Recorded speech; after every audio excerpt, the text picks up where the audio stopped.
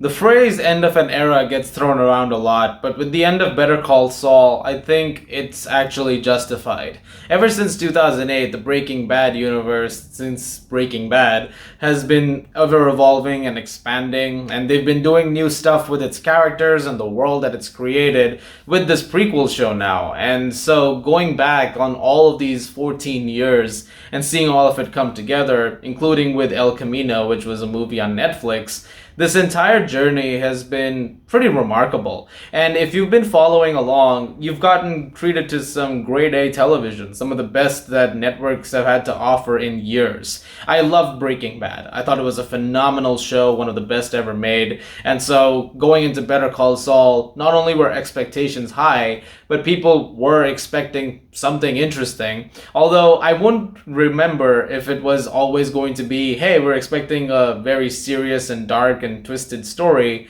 because I remember at one point in time there was a talk of it just being like, hey, this will probably be a fun, breezy show, right? I mean, let's consider Saul Goodman for a second. This guy's an outrageous, over-the-top, flamboyant lawyer who will probably just about say anything to get a case win. So he doesn't really seem the type to have a very serious show around him. But credit where it's due, that's exactly what creators Vince Gilligan and Peter Gould sort of capitalized on, because the show that you get is absolutely a dark and twisted thing, while not without its splashes of dark humor here and there, because of course you need to maintain that side of the character as well. But seeing Jimmy McGill's rise, essentially becoming Saul Goodman as the seasons progress, and all the stuff that he had to do along the way to get to this point, the people he had to screw over in order to reach the top, and the disastrous consequences that resulted from it. It's been a very bizarre journey. And it's not just his character who's seen a meteoric rise throughout the seasons.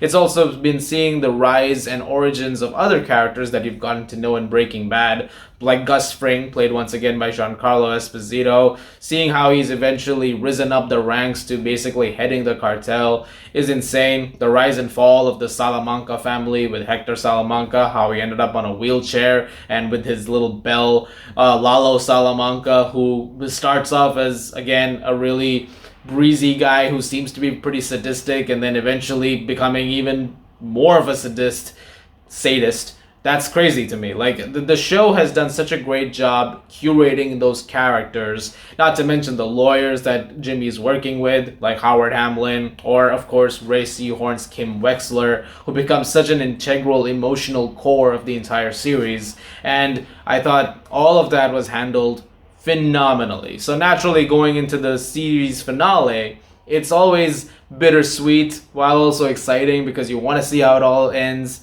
And since the show is acting both as a prequel and as a sequel to Breaking Bad, because you're seeing the black and white sequences play out post those events, it's very concerning at the same time, because there is an aspect of it which is like, of course things are going to be okay because it's a prequel. So nothing's gonna happen to Saul. We know that. So there's tension, but it's also like, don't worry, he's gonna make it out of this. But when the black and white sequences kick in, it's like, is he gonna make it out of this? Because I don't know.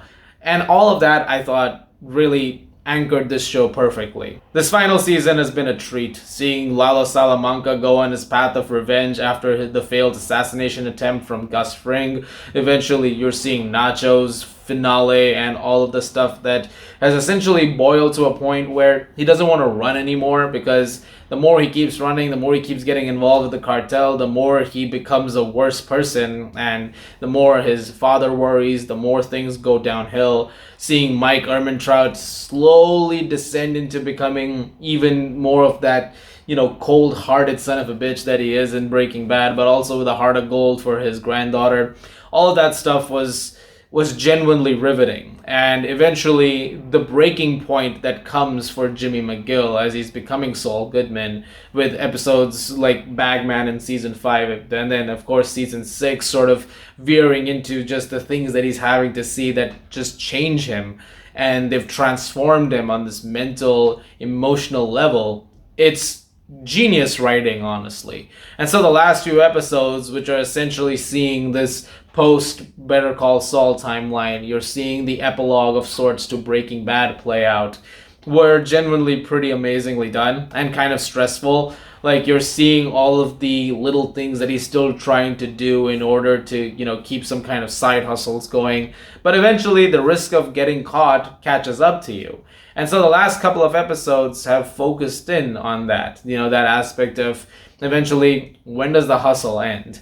And when you get to the penultimate episode and you see that eventually when people find out who he is, like Carol Burnett's character, when you're eventually getting to that point, it's like there's no more running anymore. What exactly happens now? You either keep running from the law, they keep on chasing you till the end of time, and there's no rest.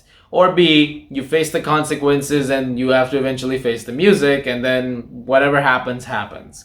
And however many side hustles that you try to pull in this scenario or try to keep getting out of situations, it's better, you do the time after a while. That seems to be the message of the series finale, which is exactly why it goes as it should. The episode opens with a bit of a chase. He's trying to get away from the police. He eventually hides in a dumpster, but after a while, there's only so much running that he could do, and he eventually does get caught.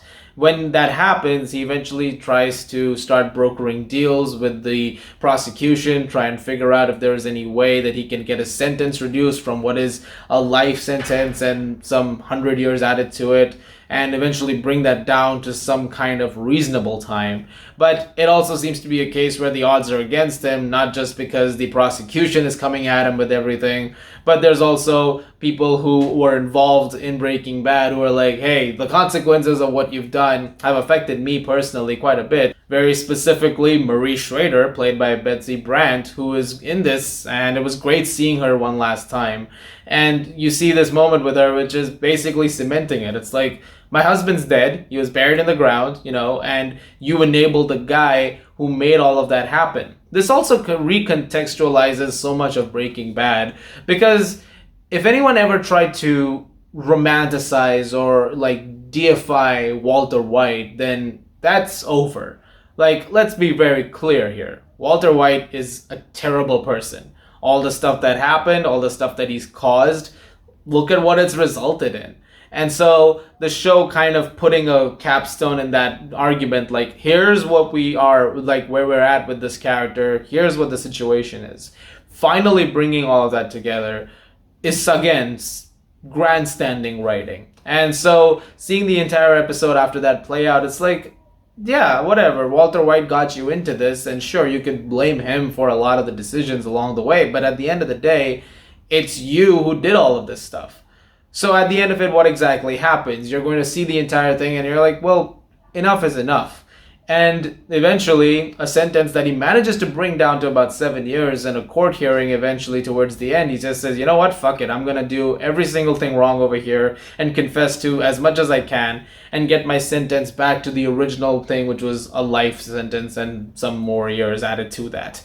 And that's exactly what happens. He ends up in Supermax or something like that, like a very a high-end prison, and then that's it. But I really like the closure that the character gets as a result of it, and Bob Odenkirk is phenomenal. Like, the entire series, he's delivered masterclass performance after masterclass performance, and that once again is showing over here. Rhea Seehorn has honestly got to win a trophy, some trophy, for her performance. Like I mean, at this point in time, the fact that she hasn't won anything for this series is borderline criminal, and she's doing just career-defining work over here, and I really hope that someone finally sees her worth.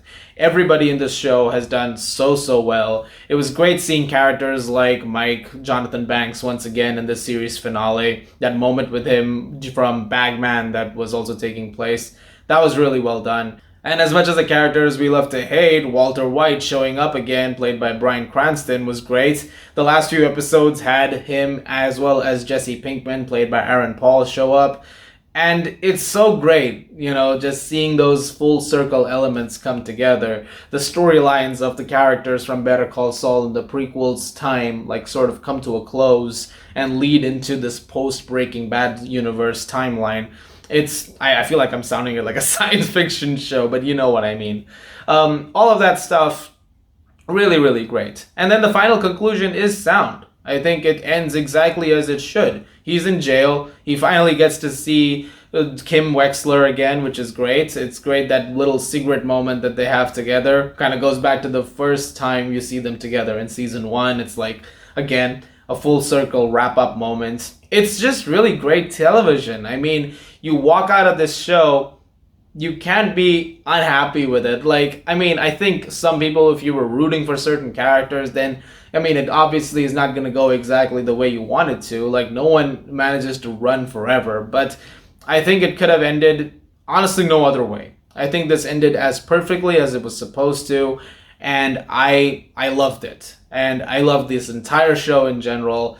I honestly don't have any major issues with the entire series. Like, yeah, little minor things here and there, but the way it's telling that story has come together so beautifully that at the end of the day, I'm just a satisfied viewer watching it on the TV screen and just being happy about all of it.